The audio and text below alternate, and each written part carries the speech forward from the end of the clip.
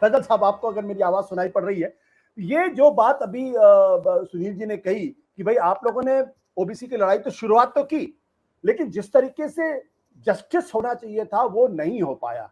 और उसकी वजह से भारतीय जनता पार्टी ने उस वोट बैंक में सेंध लगाई। उत्तर प्रदेश के जो रिजल्ट हैं वो तो ये बताते हैं कि दोनों बार, चाहे 2014 हो, 2019 हो या 2000 आगे की बात हो, विधानसभा 2017, 2022, ओबीसी का बड़ा तबका जो है वो बीजेपी के साथ जुड़ता हुआ दिखाई पड़ रहा है।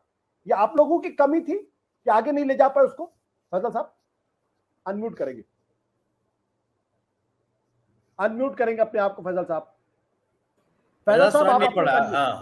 हाँ, देखिए, जो बात कही जा रही है उसमें कुछ सच्चाई है, लेकिन इस बात से भी आप इनकार नहीं कर सकते हैं कि जो लड़ाई 30 साल पहले सामाजिक न्याय की शुरू की गई बिहार में या उत्तर प्रदेश में, और खासकर बिहार में जिस तरह से लालू प्रसाद यादव जी ने किया, तो उसका ही नतीजा है कि आज भी, मैं अपने राज्य बिहार की बात करूं तो वहां पे आज भी जो भी बड़ा नेता है, चाहे वो किसी दल का हो, राजद का हो, चाहे वो भारतीय जनता पार्टी का हो, चाहे वो जनता दल यूनाइटेड का हो या कांग्रेस का हो, वो इन्हीं जातियों से आता है। और एक समय ऐसा था, आशुतोष जी, आप इतने लंबे समय से पत्रकारिता कर रहे हैं, कि ऐसी पार्टियां जो राष्ट्रीय पार्टी हैं जिनमें अगड़ों का हमेशा से वर्चस्व रहा है, चाहे वो कांग्रेस हो, चाहे वो भाजपा हो, चाहे देश की किसी पार्टी की आप बात कीजिए, तो 90 के दशक में वो सारी पार्टी के जो अध्यक्ष थे, राष्ट्रीय अध्यक्ष, वो ओबीसी से आते थे। चाहे वो सीताराम केसरी हो, चाहे बंगारू लक्ष्मण जी हो, चाहे कांशीराम जी हो, चाहे मुलायम सिंह यादव हो, रामविलास पासवान हो, लालू प्रसाद यादव हो, सारे के सारे जितनी भी राष्ट्रीय पार्टी थी, अब द्रविडियन पार्टी की बात करें वहां भी यही स्थिति थी।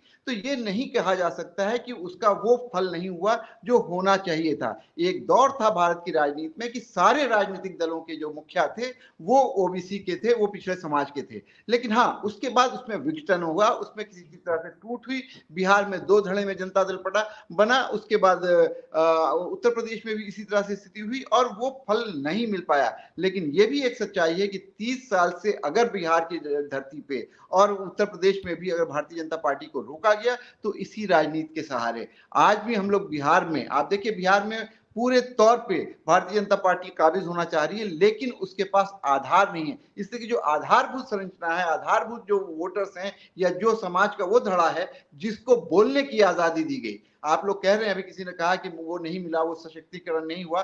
मैं मानता हूं कि शायद लालू प्रसाद यादव ने या सामाजिक न्याय के जो प्रोधा थे उन लोगों ने उनको स्वर्ग नहीं दिया, स्वर्ग नहीं दे पाए, लेकिन स्वर जरूर दिया। और वो स्वर इतना भारी आज पड़ रहा है कि कोई भी पार्टी हो, भारतीय जनता पार्टी जैसी पार्टी भी, वो भी आज पिछड़ी राजनीति को मद्देनजर रखते हुए ये जो जातीय जनगणना की बात है उस पर खुल करके विरोध नहीं कर रही है। हद तो ये है कि बिहार में उन लोगों ने हम लोगों का साथ दिया, और जब बिहार विधानसभा के पटल पे ये रेजोल्यूशन लाया गया तो साथ दिया। ये अलग बात है कि राष्ट्रीय स्तर पे उसका विरोध किया। मन से वो जातीय जनगणना नहीं करना चाहते हैं, लेकिन उसकी ऐसी राजनीतिक, सामाजिक और आर्थिक व्यवस्था है कि वो उसका विरोध नहीं कर पा रहे हैं। मैं आज धन्यवाद देना चाहता हूं जिस तरह से फैजल साहब, क्या इस वजह से कांग्रेस और आरजेडी के बीच दरार हो सकती है? क्योंकि जब एक ही वोट बैंक की तरफ अगर नजर होगी तो जाहिर सी बात है टकराहट भी होगी। अभी तो बड़ा अच्छा लग रहा है क्योंकि आपको लग रहा है कांग्रेस पार्टी बहुत कमजोर है।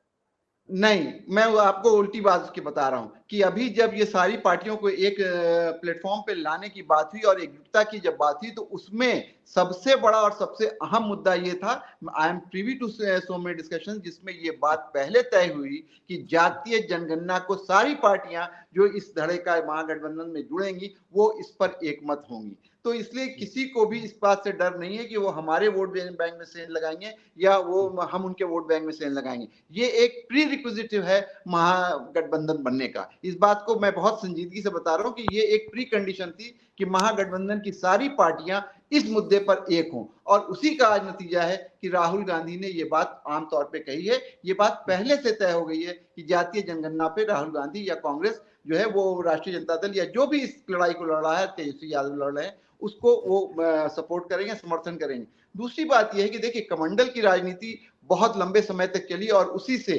जो मंडल की राजनीति थी वो कमजोर पड़ी, उस आपस में लड़ाई हुई, आपस में बहुत सारी चीजें हुई और उसके बाद ये आगे बढ़े। लेकिन अब जैसा कि किसी ने ये बात कही कि एकदम से आप अगर हिंदू राष्ट्रवाद या जिसको हम लोग हिंदू छद्म राष्ट्रवाद कहते हैं उसको अगर काउंटर करना है तो ये जातीय जनगणना और जातीय आधार की जो चीजें हैं उसको सामने लाकर ही कर सकते हैं। और ये बात समझ लीजिए कि ये बात भी जो हुई है कि आप लोग आज कह रहे हैं कि इन्होंने कहा, और बस हमारे यहाँ बिहार में एक बहुत पुराने नेता थे स्वर्गीय जगदेव बाबू, उन्होंने बहुत पहले कहा था कि 100 में 90 शोषित हैं, 90 भाग हमारा है, जिसकी जितनी हिस्सेदारी उसकी उतनी भागीदारी। तो ये बहुत पुरानी लड़ाई बिहार में संघर्ष चलता रहा है। उनकी हत्या हुई, उसके बाद उसको लालू प्रसाद यादव जी ने, कर्पूरी ठाकुर जी ने उठाया, और आज हम सब लोग इस बात को मानते हैं कि उसको राहुल गांधी ने एक नया पुश दिया।